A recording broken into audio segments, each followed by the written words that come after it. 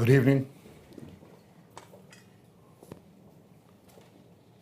Israel is experiencing days of horror, sorrow, and rage.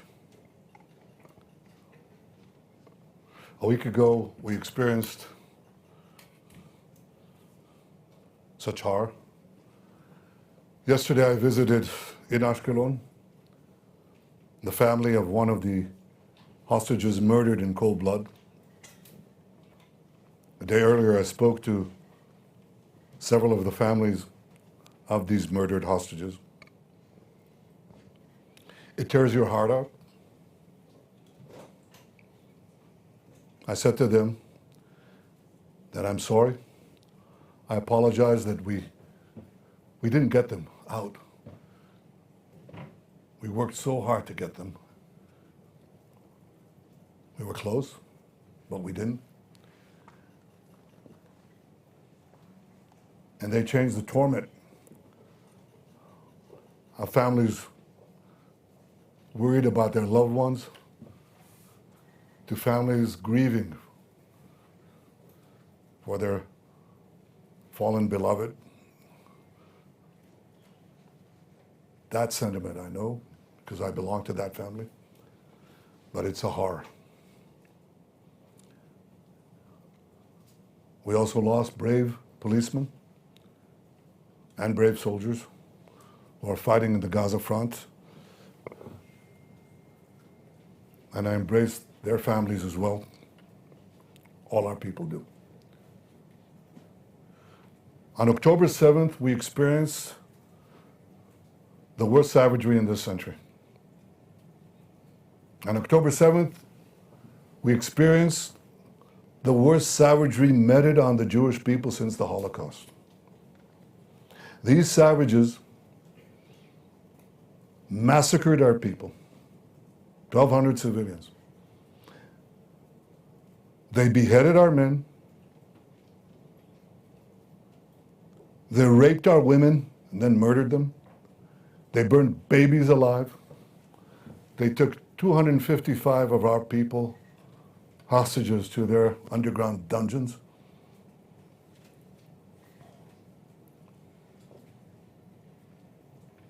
That's a horror that the world saw and responded to initially. It's important that we remember it. But we were given a reminder, a terrible reminder. Last week, when these savages murdered 6 of our hostages in cold blood, they riddled them with bullets, then they shot each of them in the head, some of them several times. And these are the savages, these are the terrorists that Iran implanted next to our border, as elsewhere. And we're committed to defeating them, to extirpating this evil from our midst. I want to talk to you today about some of the things that we must do to achieve that goal, including the questions of the Philadelphia corridor. But before I do that, I want to give your readers and viewers some context, because often you see maps of Israel, you think it's a Goliath. Well, I'd like to give you first an overview of where Israel is. This is the Middle East, and this is the entire Arab world, and this is Israel. It's one of the world's tiniest countries. I give it the thumb test. This is a big one, so you need a bigger thumb. But it's a tiny country. It's one of the tiniest countries on the planet. It's, I think, 1/10 of 1% of the territory of the Arab world. Maybe I'm wrong, maybe it's 2/10 of 1%. It goes from the river is right here, that's the Jordan River, to the sea, the Mediterranean Sea. So when Hamas is talking about liberating Palestine from the river to the sea, basically what they're saying is destroy Israel. And the entire width of this is probably around the width of the Washington Beltway. It's all together at its widest point, about 50 miles, right here. Tiny. And here's Gaza there. This is the red thing that you see here. That's Gaza. Now I want to zoom in. When I zoom in, remember how tiny this is. Remember the distances here. Now take a look. Here it is enlarged. This is Israel. This is the Mediterranean Sea. The Jordan River is right here. This is Egypt and the Sinai Desert. Now look at Gaza. Where is Gaza? Gaza is implanted in this tiny country, 30 miles from Tel Aviv, 40 miles from our capital, Jerusalem, 30 miles from Beersheba. These are three of Israel's largest cities.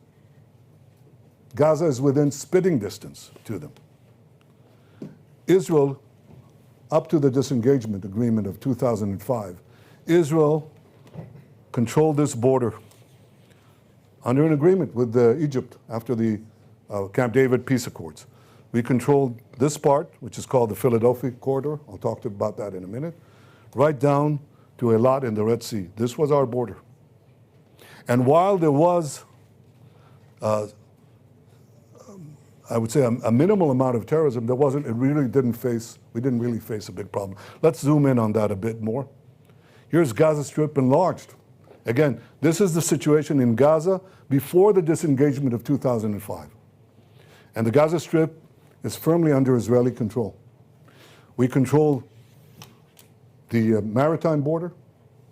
You can't smuggle in weapons. They tried, but we stopped it. You control the land border, and you control this border between the Sinai Desert, Egypt, and Gaza, the Gaza Strip. It's controlled. This is the Philadelphia corridor. This is the Rafah crossing, controlled by the IDF.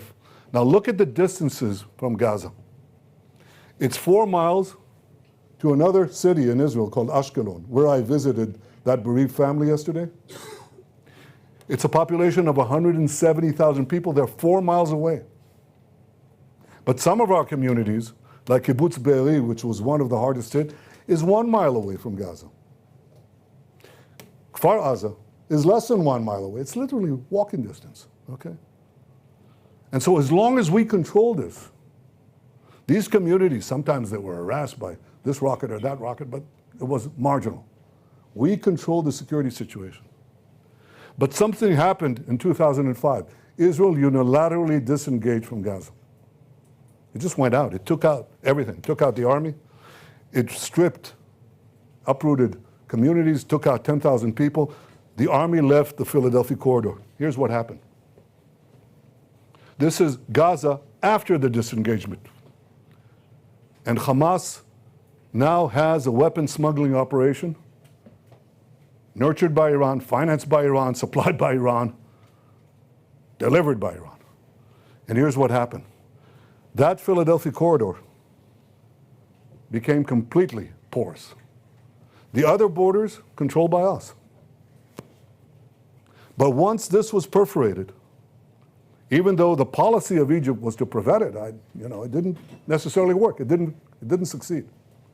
And this border, once we left our side of the Philadelphia corridor, rockets went in, missiles went in, drones went in, ammo went in, weapons manufacturing equipment came in, tunnel drilling equipment came in.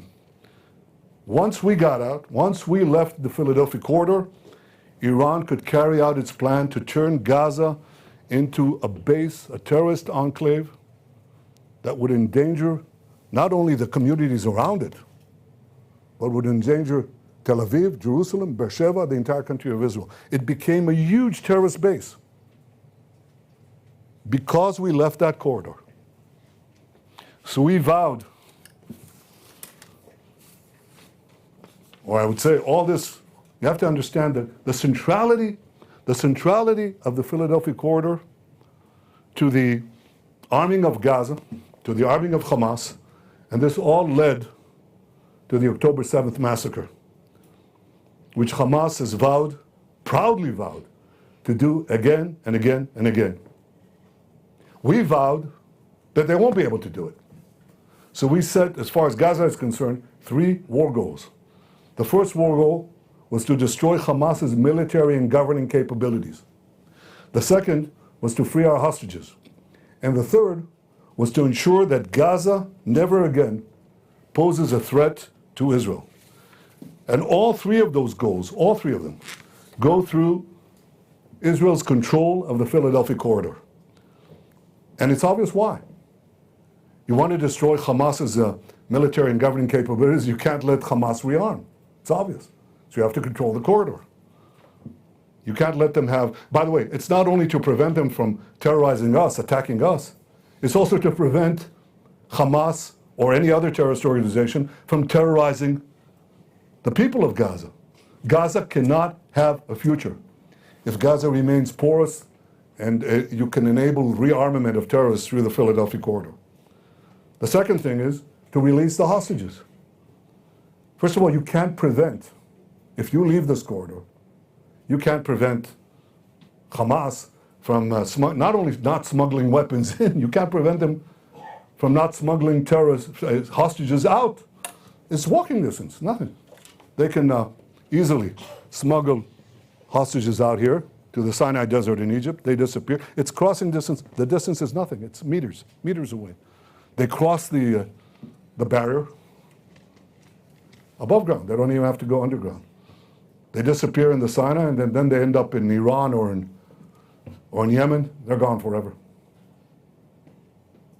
And you need something to squeeze them, to prevent them, to put pressure on them to release the remaining hostages. So if you want to release the hostages, you've got to control the Philadelphia corridor. And the third goal of ensuring that we prevent Gaza from being again a threat to Israel, it's clear, Gaza must be demilitarized. And it can only be demilitarized if the Philadelphia corridor remains under firm control and is not a supply line for armaments and for terror equipment. I think that's clear to most Israelis, to all Israelis. But a question has arisen. That may be the case. But why don't you leave Gaza for 42 days? You could come back. Well, aside from what I said, that they could smuggle the terrorists out, wait a minute. Come back. I want to show you what they've got under Gaza. I didn't show you that. So I want to show you that. This is what they have under the Philadelphia corridor, just so you understand the supply lines we're talking about.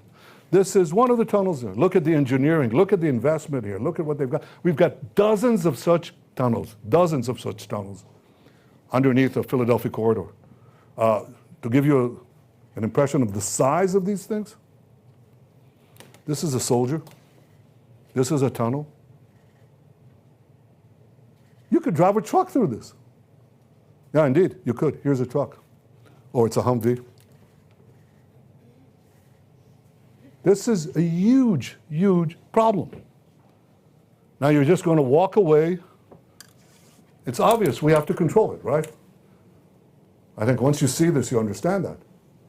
But then the next question is, okay, you leave and you come back. That's what they tell us. Okay. We'll have complete international legitimacy to come back. Sorry, we've gone down that route. We're down that route when we left Lebanon, and people said, you can leave Lebanon and you can come back. The first time they fire a rocket, you can come back. The world will support you. It didn't. And we've been out of Lebanon for 24 years. They said the same thing when we left Gaza in the disengagement. They said, you can leave. And the first rocket, I remember Sharon, Prime Minister Sharon said this to me. First rocket, above ground or below ground. We'll be able to go back in. It's been 20 years, we haven't gone back in. Because you all know and understand that the international community, including friendly countries under enormous domestic pressure because of the propaganda that's leveled against Israel and against them, there'll be enormous international pressure not to come back. What is their message? End the war, end the war. And so when we want to come back and resume, we'll pay an exorbitant price in many fields, including in the lives of our men. To come back, it's not just a military question. It's a military, political, strategic question. And we make that decision. We're not going to leave. 42 days, we're there. I don't want to leave in order to come back in when I know that we didn't come back in, and it's not going to take another 24 years to come back in, and God knows what price we'll have, how many more massacres, how many more kidnappings, how many more hostages, how many more rapes. It's not going to happen. So people said, yeah, but if you stay, this will kill the deal. And I say, such a deal will kill us. And there won't be a deal that way. This is a false narrative. I'm willing to make a deal. I made one already. One that brought back 150 hostages, 117 alive. And I'm committed to return the remaining 101. I'll do everything I can to get them in. But leaving Philadelphia does not advance the release of the hostages, because the deal cannot be advanced. They'll give you a minor part, if they give anything. Keep the rest. Go and argue. You know when they started giving us hostages? When we went into Philadelphia, when we went into Rafah, when we controlled the Rafah crossing. That's when they felt the pressure. As long as they didn't feel the pressure, they wouldn't do it. The first batch, the first deal that we got was a result of our invasion, the military pressure we put in. They gave us the hostages. After that, they thought, well, we'll have the international pressure turn on Israel, so we won't have to make any concessions. But after Rafah, their tune changed. And they began to change. If we leave Rafah, if we leave the Philadelphia corridor, there won't be any pressure. We won't get the hostages. I said I'm willing to make a deal. The real obstacle to making a deal is not Israel. And it's not me. It's Hamas. It's Sinwar. On April 27th, I put forward a proposal by Israel, which Secretary Blinken called extremely generous. On May 31st, having met Blinken again, I said we agreed to the US-backed proposal, and Hamas refused. On August 16th, the US brought forth what they called a final bridging proposal. Again, we accepted, Hamas refused. On August 19th, Secretary Blinken said, Israel accepted the US proposal, now Hamas has to do the same. On August 28th, that's a week ago, the deputy CIA director said, Israel showed seriousness in the negotiations, now Hamas must make the deal. This was last week. So I ask you, what has changed? What has changed in this week? What's changed is that they murdered 6 of our hostages in cold blood. Now the world will seriously demand that Israel make concessions after this massacre? What message does this send to Hamas? I'll tell you what the message is. Murder more hostages, you'll get more concessions. That's not only illogical, it's not only immoral, it's downright insane. So it's not going to happen. We have red lines. Before the murder, they haven't changed. We'll hold to them. But we also have had flexibility. And I'll tell you one thing, Hamas will pay for this. That you can be assured. We'll make sure that we extract them, that price from them. But we are firm on our red lines, including the Philadelphia corridor, for the reasons I described here. I'm flexible where I can be. I'm firm when I have to be. I think there is the possibility of getting this deal if we stick to this strategy. I said before, we got 150 hostages out because we combined a firm stance with military pressure. And I said that Hamas, after that, relied on international pressure, but it had weakened. And then we went into Rafah and the Philadelphia corridor, so it got strengthened. And they were beginning to balk. A condition that they said they'd never accept, a red line, is that we must commit to getting out of Gaza and enabling Hamas basically to take over Gaza again. End the war, get out, let them retake Gaza. That's obviously something we couldn't do. They said there'll never be a deal. Well, they started caving in there after we took the Philadelphia corridor. And then they started backing off. You know why they waited? Why they started backing off? Because they waited for Iran to start a general war with Israel. That didn't happen. So then they waited for Hezbollah to start a general war with Israel. That didn't happen either. So now they resort to the final tactic. They're going to sow discord and create international pressure, again using the hostages, even after the murder. And this is something that's not new because they started this a year ago. You should see this. I mean, this is their tactic. This is Hamas orders for psychological warfare found in Hamas underground command post on January 29th. That's right after the beginning of the war, 2024. And this is the original document in Arabic. Our soldiers found it. And here's what it says. Push photos and videos of hostages. Put it out in the media. Because that creates enormous psychological pressure. Who's not affected by it? Any human being seeing these souls, these girls, these people, young people from those dungeons, you're affected by it. Second, increase psychological pressure on defense minister. Third, continue blaming Netanyahu. And fourth, claim ground operation will not release hostages. That's Hamas's, that's not only their talking points, it's their strategy. And their idea is this will sow internal discord and increase international pressure on Israel.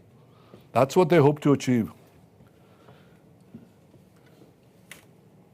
And they think this will happen. Well, it won't happen. I can tell you why it won't happen. I'll tell you why they'll fail. Because overwhelmingly, the people of Israel are united. They understand everything that I said here. Overwhelmingly. You should know that. It's important. And the second thing is, we're committed to achieving our goals. All three goals. Destroying Hamas's military and governing capabilities, releasing all our hostages, and ensuring that Gaza does not become a threat to Israel anymore. And all these require standing firm on the things that will ensure the achievement of these goals.